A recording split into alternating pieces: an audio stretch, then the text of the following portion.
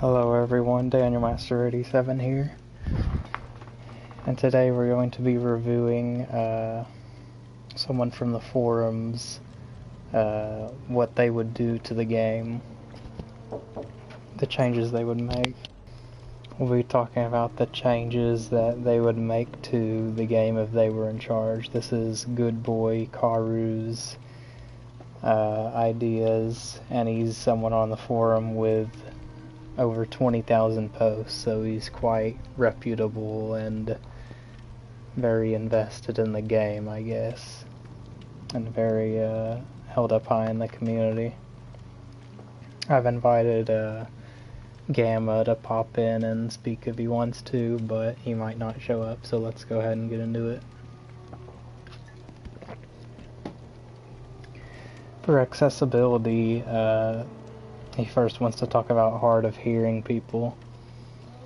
He says something about mono or directional audio in the settings. I guess that's got to do with directional sound, but I've never really understood that in this game, so I'm not gonna go into it. Although he says previously players would have to rely on third-party software or hope that their hardware understood. It could cause audio bugs and sound effects to be missed entirely. Partially deaf players should find this easier to deal with.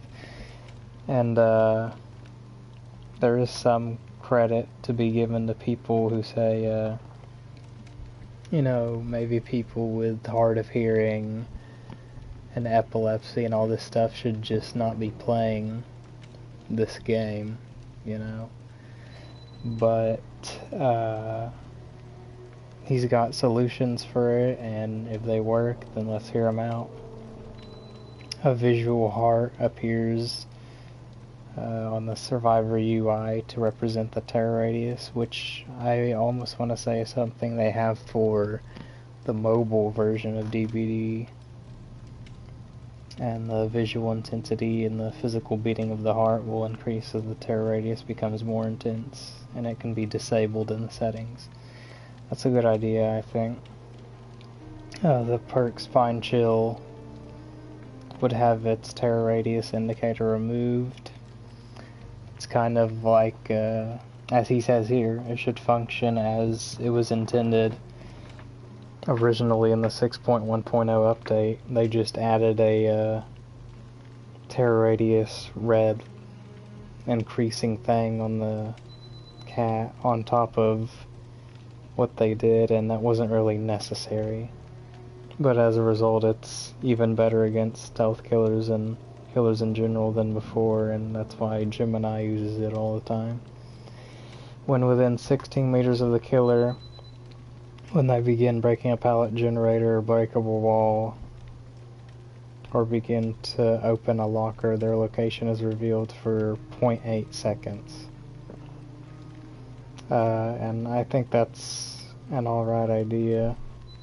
Because if you're just within 16 meters, then a normal player would be able to hear that anyway. So the people who are hard of hearing being able to see that information is pretty good. And he said, well, alert does this effect, but alert would not be changed just because this is introduced. And photosensitivity, if you didn't know, on the PTB going on right now, they've disabled the ability to macro with your flashlight. You can't just go over and over again, because that's super annoying in people's ears. So now it's just like a that. That's how, or that. That's as fast as you can do the flashlight click now.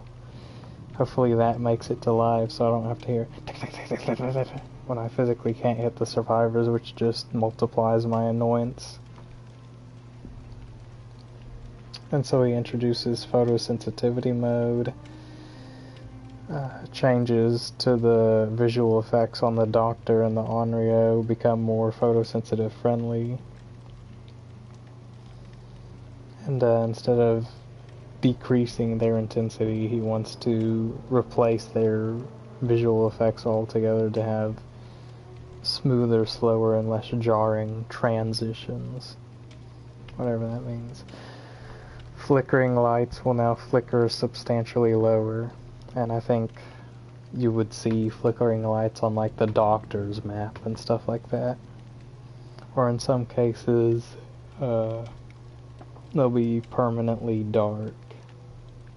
The flickering lights in some maps, like Doctor's map, indicate that a generator needs to be done nearby, so I don't think that would be a good idea. Just slow them down, like he said before. And he even talks about the maps that those flickering lights would be found on. Midwich Elementary, Haddonfield, Badham Preschool, and Larry's Memorial Institute.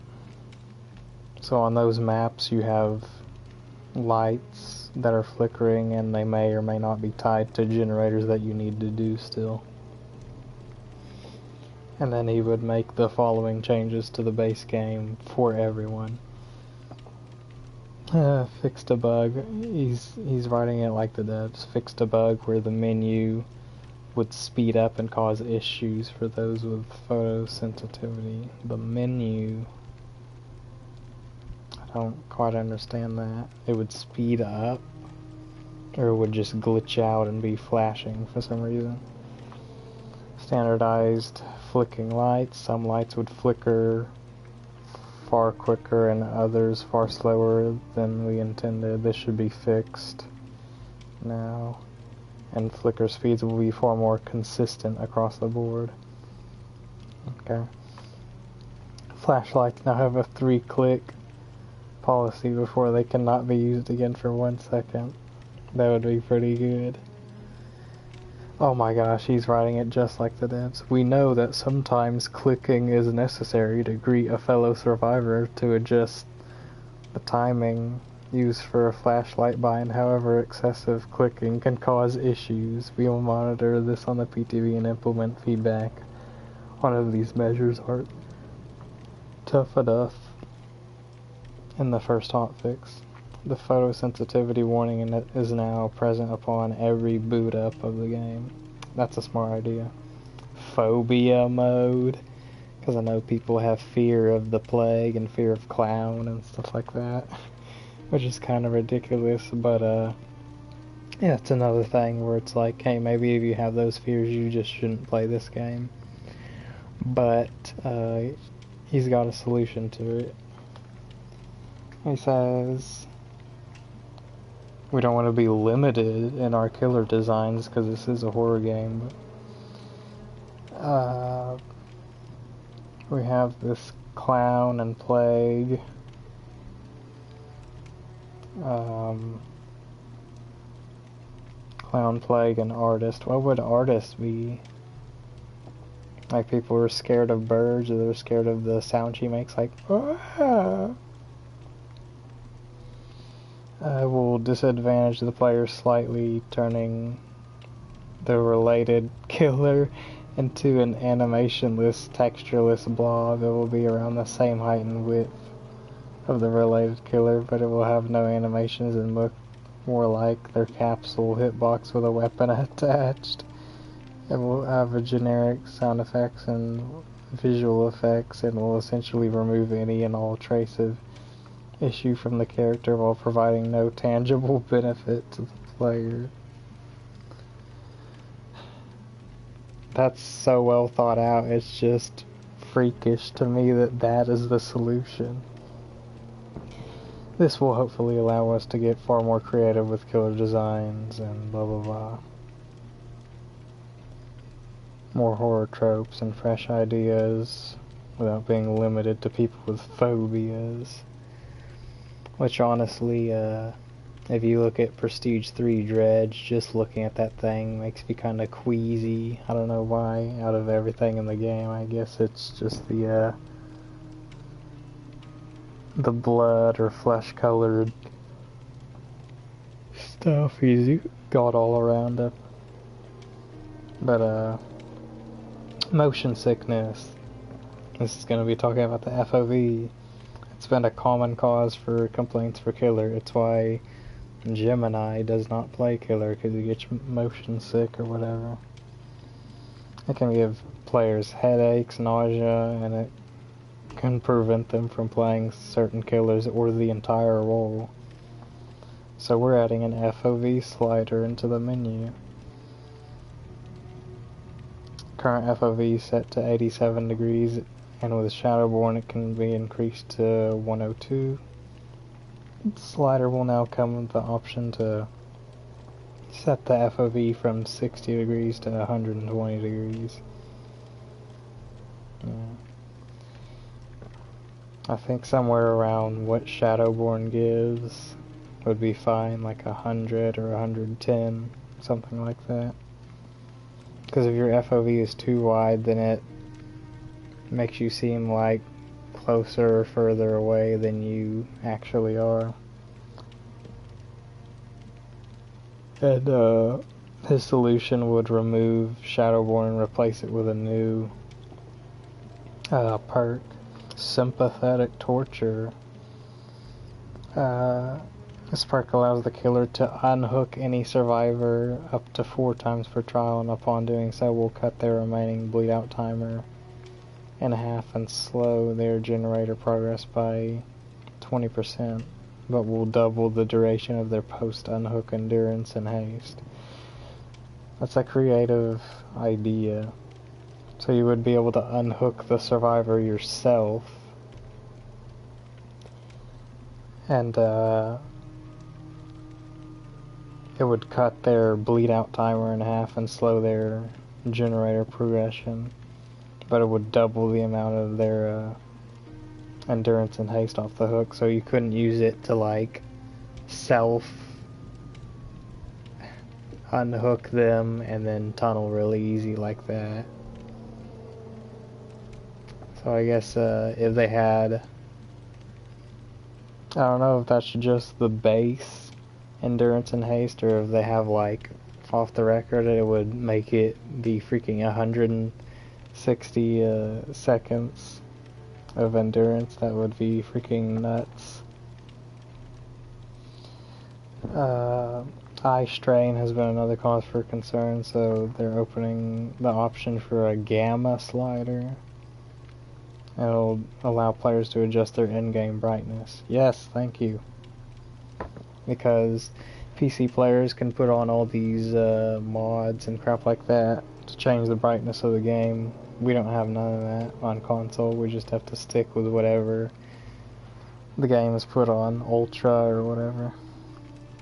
Skill checks. As you will see later in this post, we are making a decision to touch upon skill checks. Skill checks will now have a visual cue as well as an audio cue.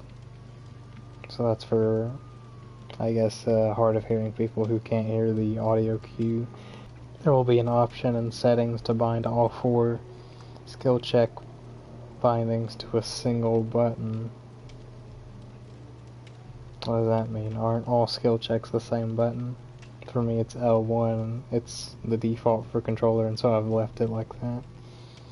There will be an option in settings to remove the randomization on great skill checks success zone placement and instead force it to remain in a consistent spot randomly chosen at the start of the trial.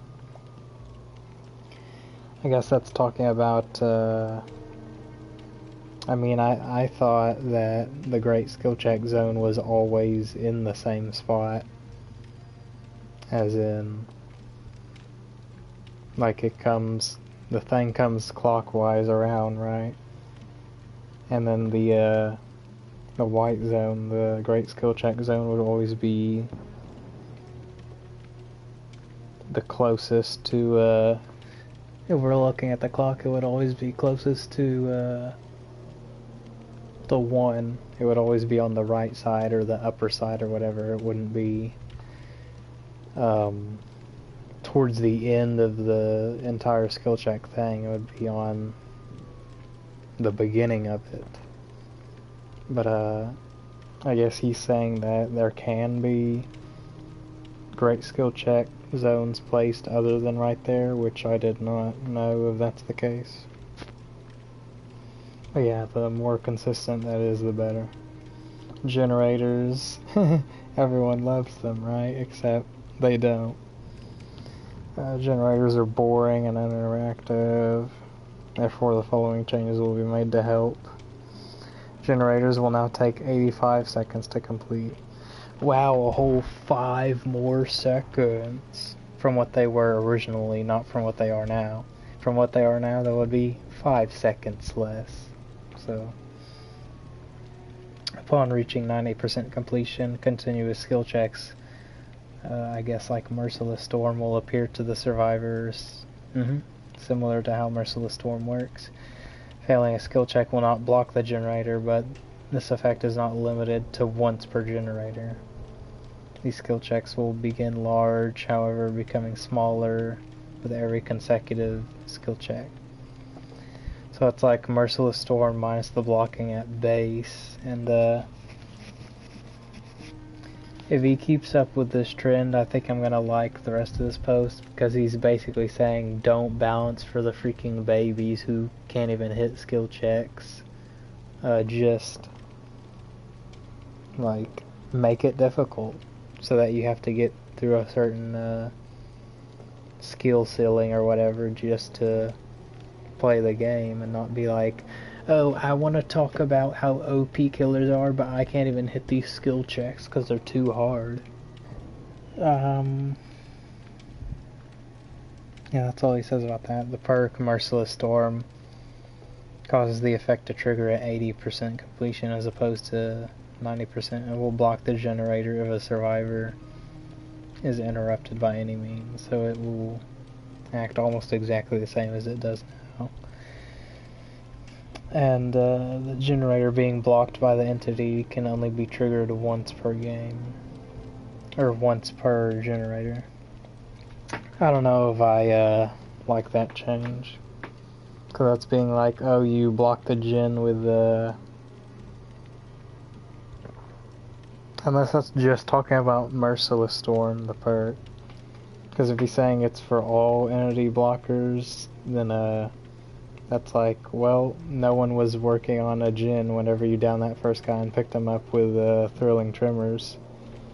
I guess you can't block gens anymore that game. Once completed, a generator must be connected to an exit gate. The survivor who repaired the generator, the first survivor who began repairs of multiple survivors repaired the generator, receives the power cord, a new limited item which does not replace the currently held item. Holding a power cord grants the survivor the electrified status effect, which we'll discuss later. That sounds cool. A power cord can be connected to an exit gate via a short interaction, at which point a survivor may decide to continue to hold the power button cord or drop it using the drop item button. Dropping a power cord will always take priority to dropping a held item. Upon losing a health state, a survivor will always drop the power cord. So it's like a built-in Franklin's for killer, but just for the power cord. Power cords can be connected to one or both exit gates. An exit gate can have a maximum of 5 power cords. And for each connected power cord, it will increase the exit gate opening speed by 2% and a maximum of 10%. An exit gate must have a minimum of 3 power cords connected to it, or else it will not be powered when all generators are complete. If a generator has an attached power cord, a survivor is able to return to that generator to collect another power cord. Wait, what? So, let's get that first part out of the way. It says, an exit gate needs to have a minimum of 3 power cords connected to it, or else it will not be powered when all generators are complete. Doesn't that mean that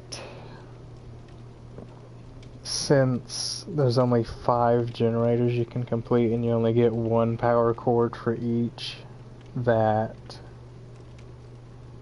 that's 5 total, and you need 3 to power an exit gate, that you could only ever open 1 exit gate. I think that's what it's saying. But, that last part still is confusing to me. If the survivor has an attached power cord, the survivor is able to return to that generator to collect another power cord. So is that saying that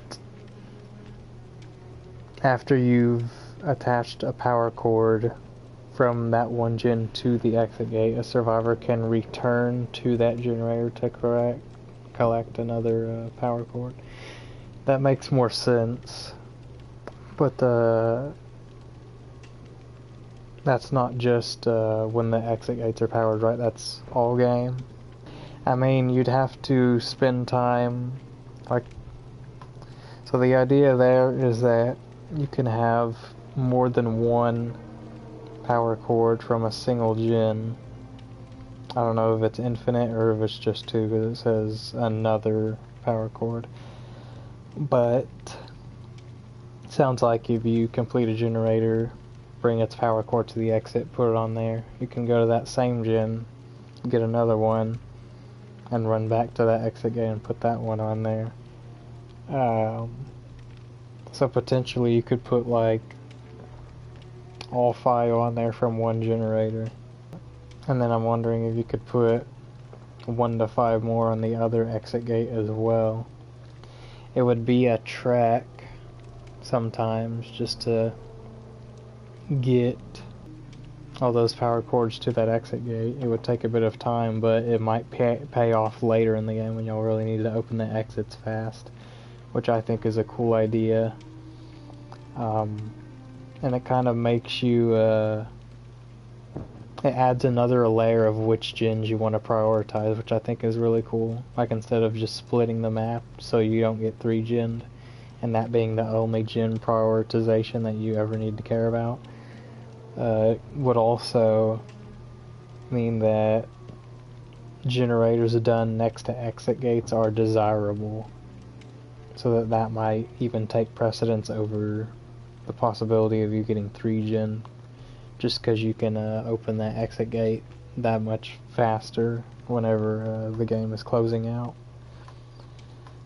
So that's the coolest change he's had so far. Skill checks will now have 4 button bindings in the menu. I guess that's what he's talking about earlier. Skill check could use any of these 4 buttons as the required success button. That is interesting, because it means that instead of just pressing mouse 2, I believe is the skill check button on PC, or L1 for a controller, or for PlayStation controller anyway, you could have like 4 different buttons that if you pressed it on the skill check, it would do it. And that's not really a necessary change if you ask me, but as someone who plays Smash Bros, uses tilt jump, but also occasionally presses X or whatever to try and short hop, it's an okay change and something that people would definitely use. Great skill check zones will now be randomized. It can be anywhere on the skill check bar, although, okay, so this is his change that he was talking about earlier. He's randomizing the place on the skill check area where the great skill check zone would be. That's not a thing in the base game, because in the base game it's always in the same spot. Yeah, it will always be connected to the good skill check success zone, so you won't ever have an instance where you have the good skill check zone and then the great skill check zone is just somewhere off on that line by itself. No, it's always going to be connected. Continuous skill checks will always use the same key binding as the first. So whichever key or button you use to hit that skill check first, you have to keep using that same button, which is not really necessary, but I guess I can see why you would want it that way. From what I can tell so far, this skill check change would make hitting great skill checks consistently, or trying to use stuff like hyper focus without using any stakeout stacks. That would make it much harder and much more skillful, which I like.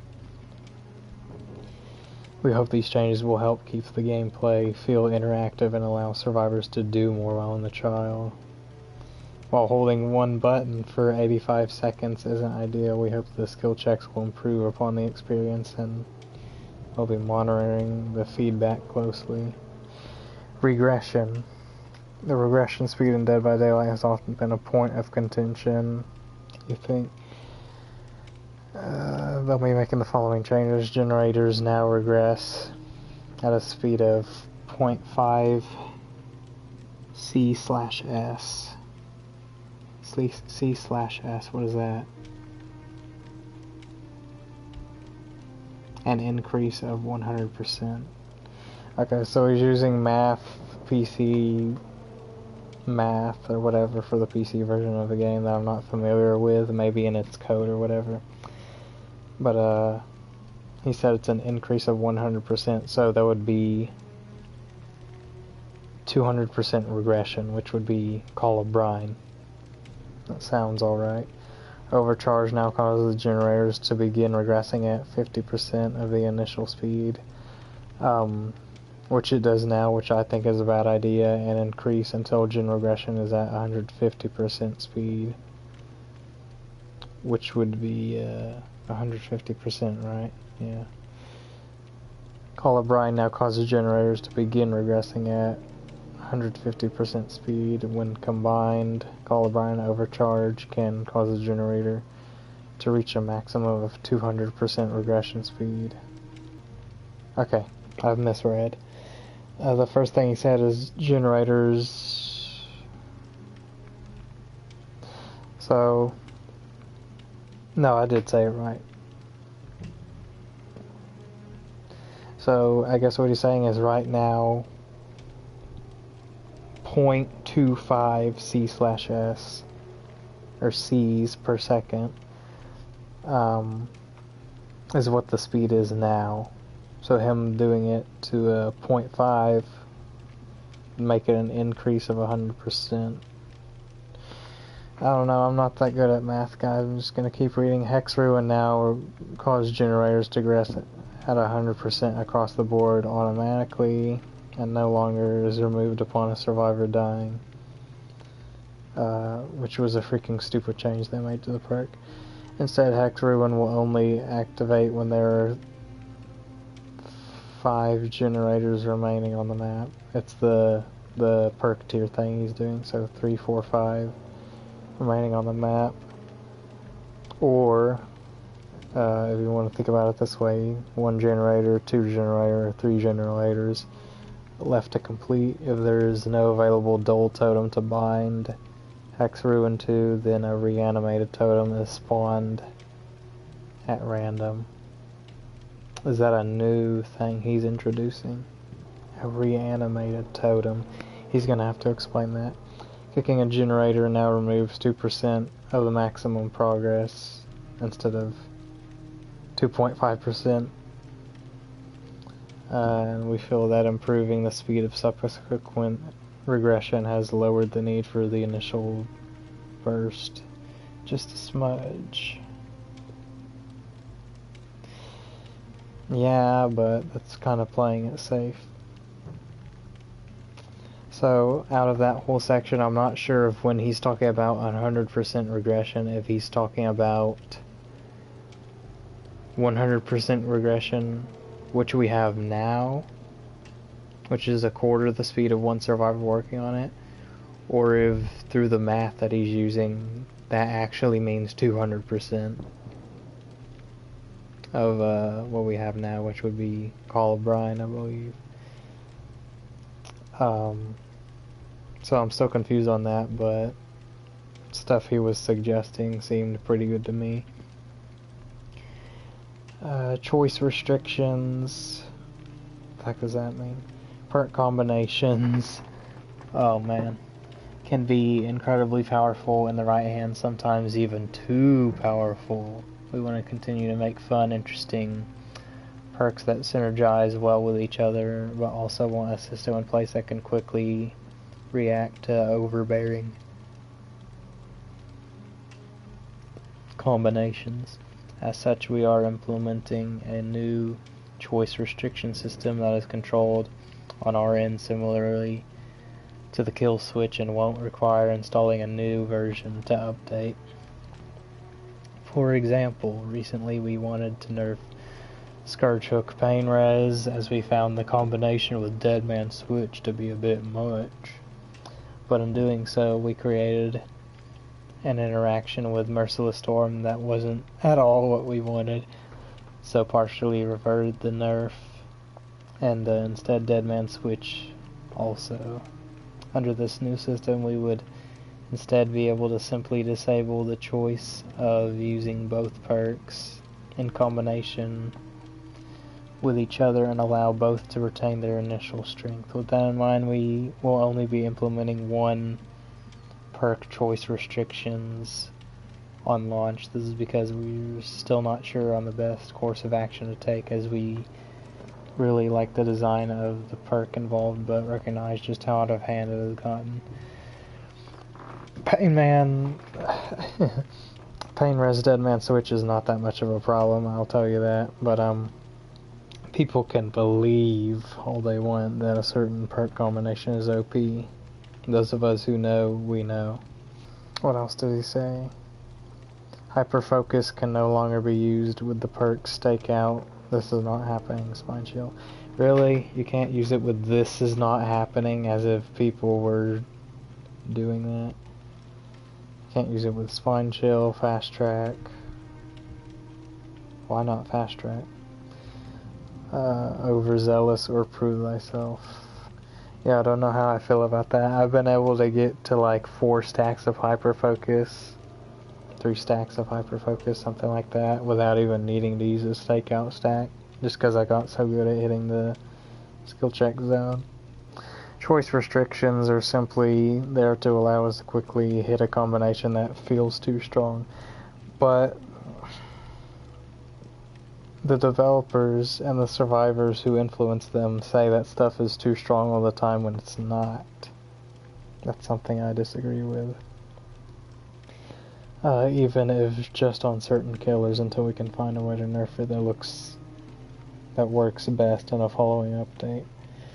So it's damage control, just in case there is ever a thing for killer that is truly overpowered, and with survivor perks that are overpowered, although I feel like this would be used less frequently for their perk combinations. This system should enable us to have more creativity and freedom with new perks and their numbers without worrying about breaking anything. Maps. Maps are an issue, to say the least. We're aiming to standardize maps and make the experience more consistent and balanced across the realms. This is a section I was looking forward to reading about. Or maybe not, depending on what I read. The section will cover the changes being made to all maps where applicable. Tiles which usually spawn around the edge of the map, including Z-walls and long tiles, will now be able to spawn inside of the map too. I kinda like that.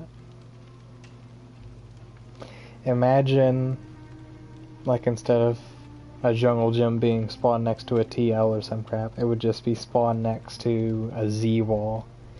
It's still loopable, it's just not stupid, because you would vault the window, vault the other window, vault the third window, and the killer still can't get you. So that would be really interesting to look at. Oh, sorry, he didn't say long tiles, he said log tiles, like the one on Macmillan. At least I think that's what he's talking about. And I'm assuming those log tiles might not be restricted to the Macmillan map. Stuff like that. That would also be interesting. Similarly, tiles which usually spawn inside of the map can now spawn around the outside. That's also interesting.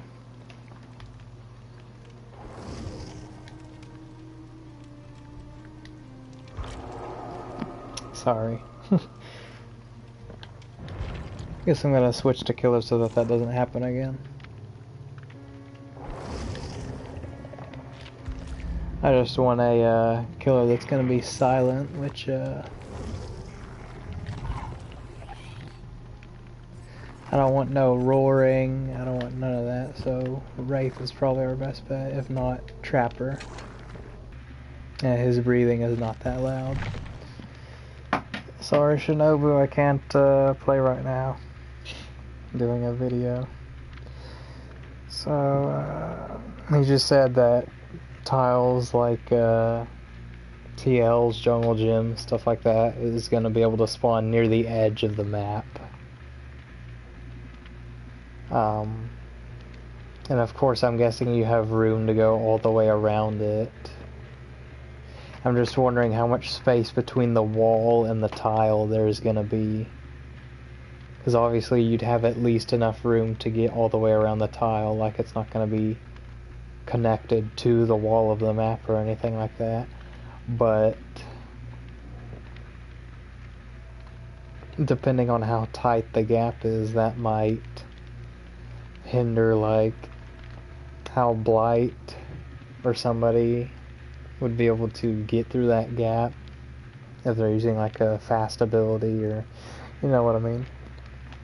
We have adjusted our tile system to now split areas of the map into chunks and ensure that no one chunk of the map is too powerful while other chunks are too weak. This means that there should be far less jungle gyms that players can chain together, but similarly there are far fewer dead zones where there's nothing for players to utilize. We have consulted our fog whisperers and greatly improved totem spawn locations. So yes, yes, yes to all of that. The problem that I see in this game a lot of the time that he talks about here is that sometimes you get a freaking crazy map as killer where the survivors don't even have to think, they just run the tiles and win. And then sometimes you have maps as survivor where it's like there's 5 freaking pallets on half this side of the freaking map. Just humongous dead zones where there should be like 2 or 3 pallets spawn there normally. It's just outrageous when you experience that stuff on a consistent basis. And in addition to that, he's talking about improved totem spawn locations. The swamp map desperately needs the totem spawn locations to be improved. Most other maps in the game, the totem spawns aren't that bad. But on that map specifically, they need to fix that. And now he's going to go into specific changes for the different maps. This section will cover changes being made to specific realms and maps. Auto-Haven Wreckers added in new tile layouts, so I'm guessing they'll add those, what do they call it, Varian Gems? I think I keep calling, or I keep hearing Lotstarva call those tiles that, where it's like that new tile that was added to the Macmillan maps where it's like a window and a pallet, but it's not a jungle gym, and it's not those things that can spawn on Red Forest and Yamaoka, you know the ones. Azeroth's resting place, they've widened the middle section. I don't know how I feel about that, because it harkens back memories of original Azeroth's resting place, which was horrible because you could just run and run and run that middle section, and you still can now depending on the tiles that spawn there. But I'm guessing he's making these layout changes in response to the changes he just said, which was adding in weaker tiles to the middle, adding in stronger tiles to the edge, potentially. and that's why he would widen the middle. And then that way it would make it to where rather than being a capital I shaped map, it would be more of like an area of crows, just a long rectangle. And that would be interesting to see, but I hope it wouldn't be too much, because I would make it a big map, which it already is if you ask me. Wrecker's Yard increased the map size. That would be, I believe that's the one that just has the basement in the middle. Yeah. I don't know how I feel about that, because it would just be like a Rotten Fields, but better in almost every way, because it's got pallet tiles and stuff in between instead of cornfields, which don't give that much protection. But keeping in mind that he's putting those tile changes, so it might be fine. Coldwind Farm added in new tile layouts. So whenever he's saying adding in new tile layouts, he means tiles you see on other maps that never spawn in that realm because they're specific to other realms. He's going to be putting those in that one. So you would see like maybe a locker gym on Coldwind. You would see one of those long wall pallet tiles that you see on Macmillan, or Coldwind Farm. Maybe those would be added to other maps like Yamaoka or whatever. Don't know how I feel about that, but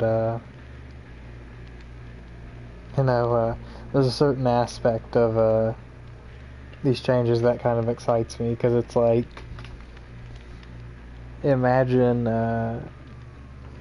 we say right now that there's too much RNG in regards to maps, because people can just get the stupidest combinations possible. Like on Father Campbell's Chapel, for example, the most notable example is like a freaking jungle gym placed right next to Shack. How many times do you lose the game just off that, because you've got to chase the people there, because there's like 3 or 4 gyms in that area and they just keep running to it. But with the changes that GoodBoyKaru has in mind, he set the parts of the maps out to chunks so that hopefully the stronger tiles won't all spawn next to each other. And so with him introducing all these other tiles into these maps that didn't previously have them, there would be probably more RNG than before, but not in the way that we talk about it now. Like, man, sometimes there's just a dead zone, sometimes you have a jungle gym next to Shack. There will be less of that, because he's trying to eliminate dead zones while also not making like these stupid tiles be chained together. And the way the game works now, there is a value, I think, associated with jungle gyms and TLs and other things. They actually have a system in the game, I believe, where you can't...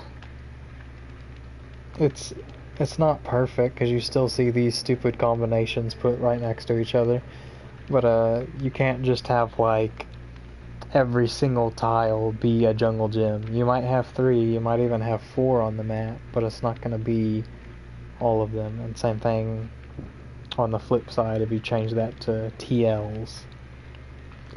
But let's go ahead and continue reading. I think I'm going to stop after this section, because this is a longer video than I was expecting, and Gamma's not joining, and I have things to do later. But I'm going to get through this section for sure, and then we'll kind of close it out and continue next time, because I'm actually really intrigued by this post.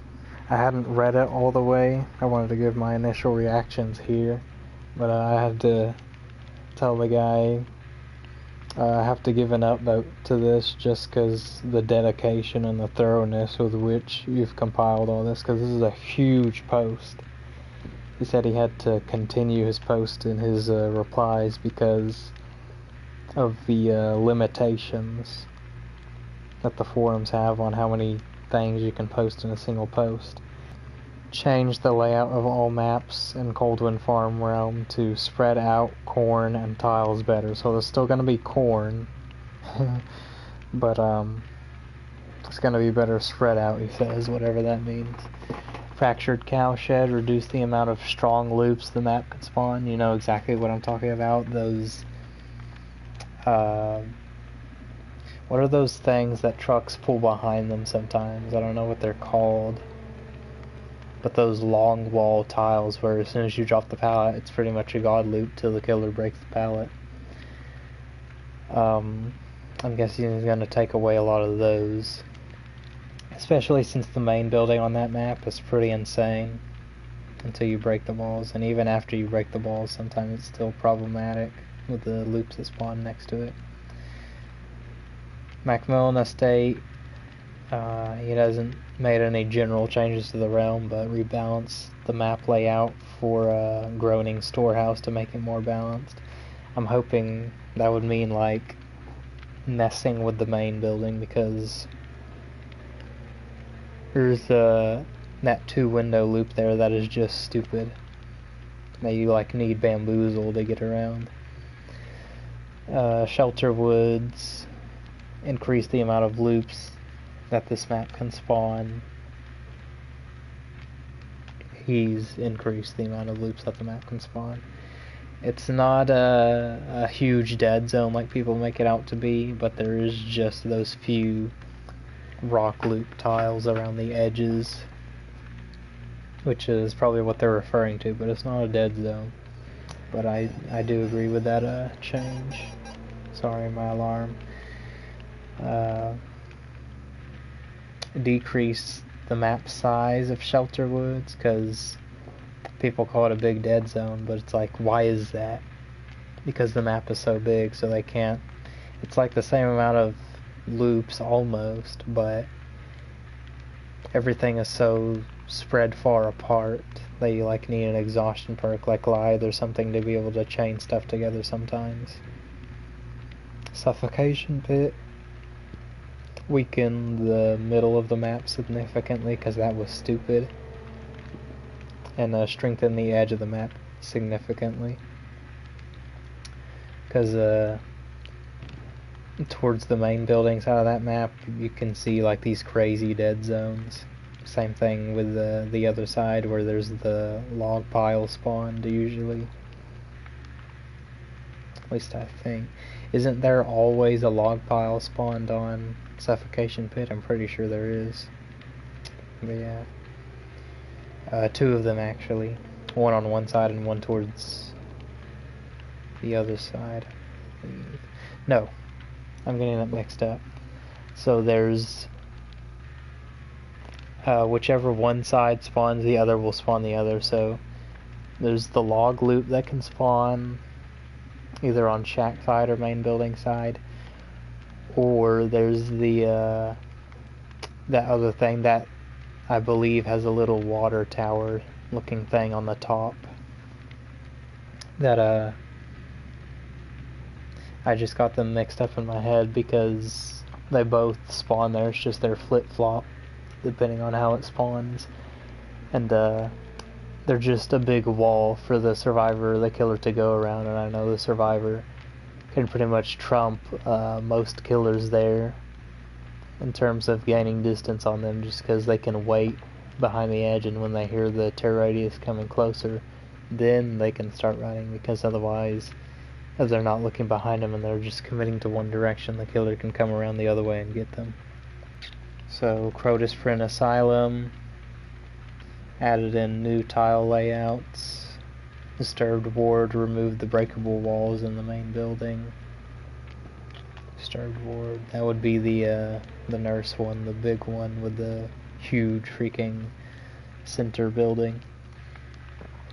There's only one breakable wall in the main building though, So I don't know why I put walls.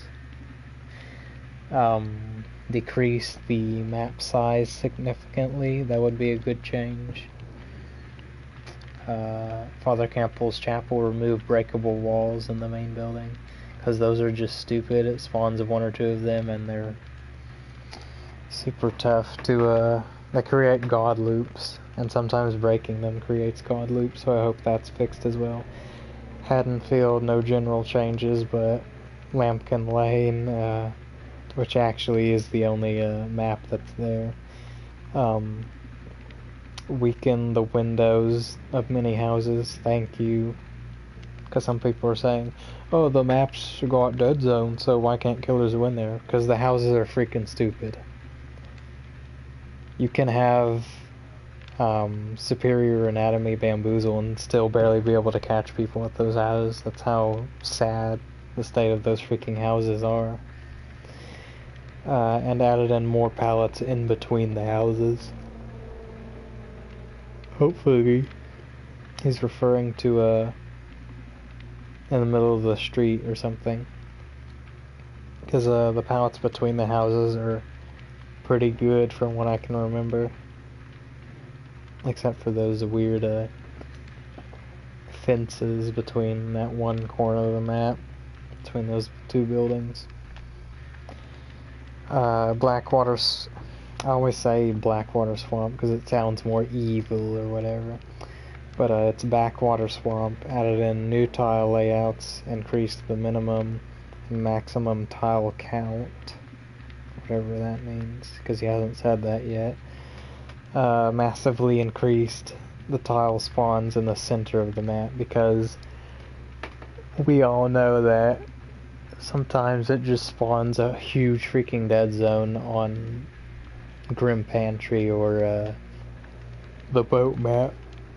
Weakened the upstairs main building significantly of Grim Pantry, all those stupid windows and stuff, and then he's leaving the boat alone. Red Forest, no general changes. Massively decreased the map size of Mother's Dwelling, thank you. Prevented strong window variations from spawning. Talking about main building most likely, because when that one window is open, it's just stupid. It's like a god loop that you need bamboozle to solve. Springwood combined all map variations into one map, Badham Preschool, instead of having Badham Preschool versions 1 through 5 or something stupid. Weaken the main building, thank you, because there's like 2 god pallets spawn there, or maybe just 1, and then there's that window. Remove the breakable walls around main building. Remove the house with the basement. This will instead spawn another multi-story house, which the 2-story house isn't that weak, but it's weaker than the freaking House of Pain, which is the one he's talking about, which is stupidly powerful. Gideon Meatpacking Plant, the game. Increase the amount of windows that can spawn, thank you. Massively decrease the amount of pallets that can spawn, because it's like freaking 20 or more. Weakened, I've almost heard that there's like almost 40 freaking pallets that can spawn on that map. Weakened a lot of pallets so that they're not god pallets, because that map is stupid with its god pallets. Added more opportunity for jungle gyms to spawn. There's only one jungle gym that spawns on that map, so I see what it means, but I don't know about that, having multiple jungle gyms on that map. Yalmoka Estate, family residence, reduce the map size, because it is a pretty big map. I initially liked it, I do not anymore, because it's too easy to split and then you're screwed as killer. Ormond, weaken the main building significantly, thank you, because there's like 2 god pallets and then a pretty strong window up top as well, and below. Grave of Glenvale, Dead Dog Saloon, reduced breakable wall count, because there is a ton on there. Massively weakened main building, thank you. Increase the amount of pallets that can spawn. Increase the strength of pallets that can spawn. I think they're fine as is, especially since you're saying you want to increase the amount of pallets that can spawn. You're taking the broken part of the map, which is main building, and making the rest of the map broken instead. That's how I see it. Reduce the amount of platform generators that can spawn, because sometimes it's stupid where like 4 generators will be up in the air instead of on the ground. Which is tough for Killer, but also for Survivor. Raccoon City Police Department, East Wing, added more windows that can spawn in the West Wing. Reduced the size significantly, cutting out a lot of the outside area and the East Wing. The Forsaken Boneyard, which is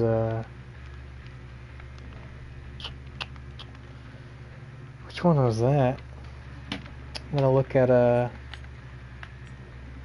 if I can make a custom game right now. Because Forsaken Boneyard, that might be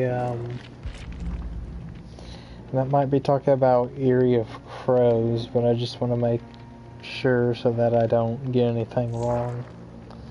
Forsaken Boneyard, darken the map. What are my options here? Has it expanded the menu at all? Okay, so that's not where you access that. Match management, maps. Forsaken Boneyard is... Yes, let's talk about Eyrie of Crows.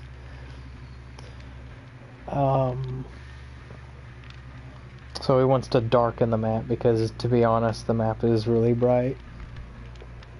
But if it looked more like it did in its picture, then that would probably be ideal. These pictures of these maps are just beautiful, by the way. Like, that looks really good. Added in new tile layouts to Forsaken Boneyard, Eyrie of Crows, massively weaken the main building, thank you. This is like a god pallet that can spawn upstairs, a god window, 2 god windows downstairs. Massively weaken the filler tiles, those freaking stupid like pseudo god pallets that are just the straight pallet tiles. Massively reduced the pallet amount because there is a lot on that map. Shrunk the map significantly because it's freaking huge, especially with that main building. Withered Isle. Oh, that's the map for, or that's the realm for Garden of Joy. I'd like to see more maps be added to these different realms. Just so I have a reason to remember the realm name. Because there's ones that have been in the games forever that I remember the names of, like Autohaven Wreckers, Coldwind Farm, Macmillan Estate. But these other ones like Grave of Glenvale, Forsaken Boneyard, Withered Isle. I had never even heard Withered Isle. I barely remembered Forsaken Boneyard, and I'm like, yeah, that's probably the artist map, but I couldn't have been sure until I saw it. Garden of Joy, reduce the map size, thank you, because that map is so out of whack. And then weaken the main building, because you can spawn like literal, almost infinites at that main building. The strength of the windows and the few pallets that are there. And that's all he has to say about the maps for right now. So, that was a pretty, like if this was a upcoming patch note or whatever, I would probably be excited. despite there being a few things I disagreed with, and probably many more things I will disagree with by the time I'm finished reading this. It's a patch that I would very much look forward to. He's saying these are the changes I would put in if I was in a position to make these changes.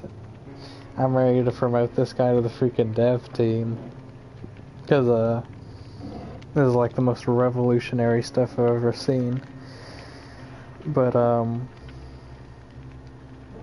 gonna keep reviewing these changes that he would theoretically make if he was in charge in a future videos, and maybe I can even get Gamma on there to talk with me about it. I think that would be pretty cool. Or if I just keep going solo, I think I've done pretty well just as that. But for right now, this is Daniel Master 87 signing out.